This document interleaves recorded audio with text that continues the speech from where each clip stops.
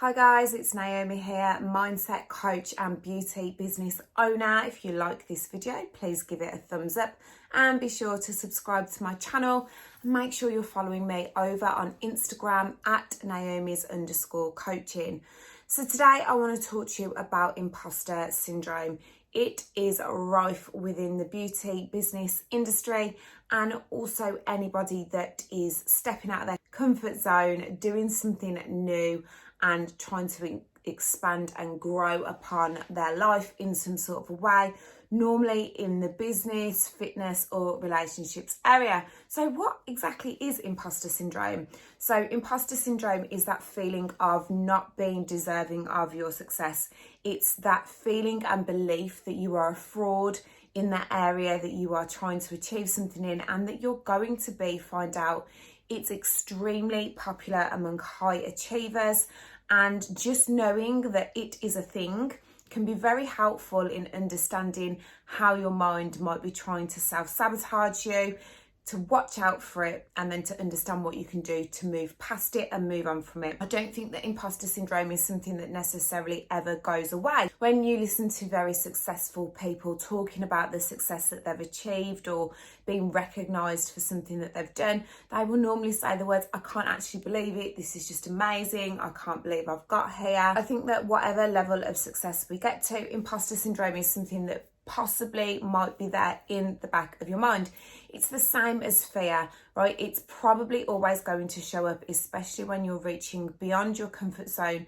You're trying to create something new, you're trying to stand out in your business, you're trying to take your life to the next level. It's really helpful to be aware of it so that you can just know that it's there, tell it to sit down, shut up, and then you can move on with what it is that you want to do. Imposter syndrome can show up in the form of negative self-talk, and it may go something like, who am I to do this? Who am I to deserve this? When you've got a beauty business or any kind of business and you've got to market yourself, you've got to put yourself out there, there's often this fear of criticism from other people in the industry or potential clients or just those trolls that like to hang out online, that someone's going to call you out, not agree with something you're doing, not love what you're offering, or offer you some kind of unhelpful, unfriendly, unkind, negative feedback. Often happens in our minds before it's even happened in reality. And if it has happened to you before, then you know it's really not very nice to receive any kind of criticism for your work, especially when you've been paying a lot of money into learning your craft. This is your business, this is your livelihood.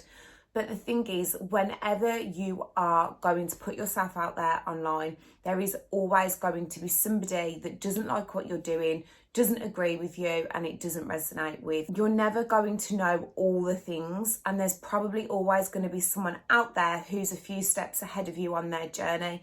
But anybody that's worthwhile listening to or having in your world or taking any kind of constructive criticism from is probably not going to be hanging out online, lurking on what you're posting about. The best thing that you can do, and I know that this is not easy, but is to just completely ignore it. You may not have a choice over what other people say to you or how they treat you, but you do have a choice about how you respond to that and what you're going to let in.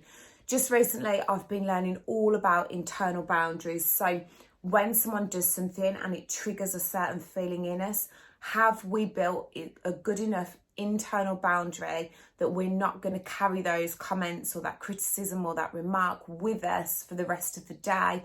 We're not going to let it stop us, or are we going to soak it in, make it mean something, allow it to take us to a dark place? This is not an easy thing to do, but it's something you can be aware of and practice over time and get better at, putting those internal boundaries in, to just decide that you're not going to take anything to heart that anyone says.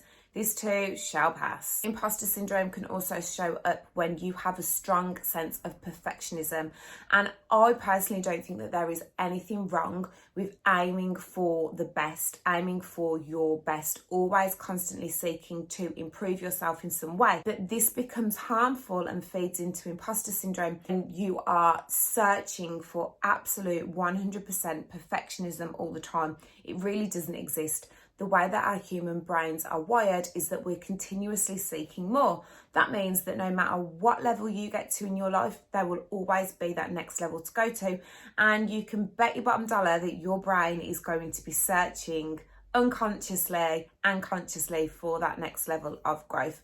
And it's not a bad thing, because it's the way that humans constantly keep evolving, growing and developing new and better things than what we have already. If you're someone that does suffer from imposter syndrome, then there is probably some kind of lack of self-worth, lack of self-esteem that may be going on at a deeper level. This doesn't necessarily mean that you don't have any self-worth or any self-esteem, because actually it often happens to high achievers, as I said earlier. So you're probably somebody that has already achieved a lot, but there's still this feeling of not being worthy of it and being a fraud.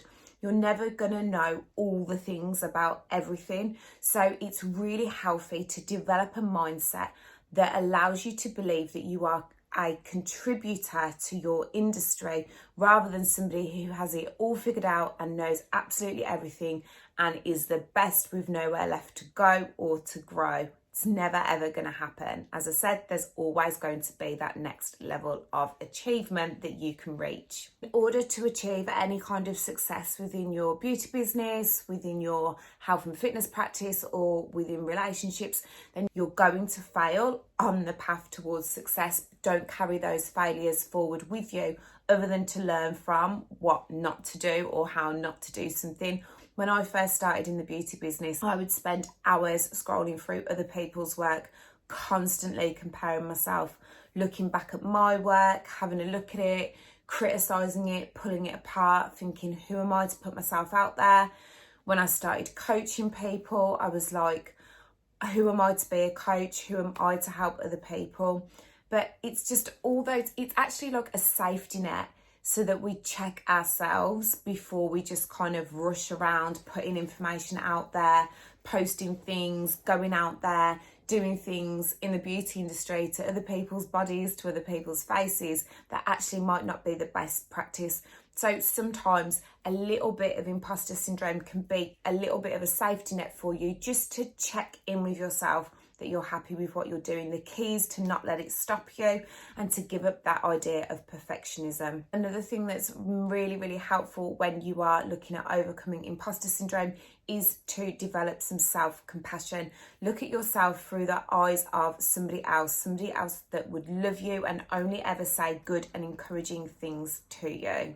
We have to learn to be our own biggest fan. We have to learn to self-advocate, to self-believe, self-trust and self-love.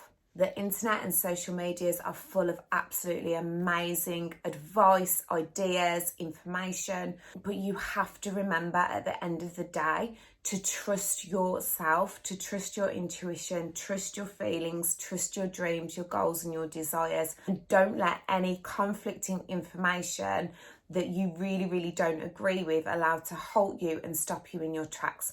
I was speaking to a friend earlier who's doing her first public speaking event next month, and she's put together a slideshow for it as well. She read a post on LinkedIn saying never, ever, ever have words on slides when you're giving a presentation. I am no expert at public speaking. However, I do know the way that humans like to learn, and some people do like words, some people like pictures, some people just like to listen.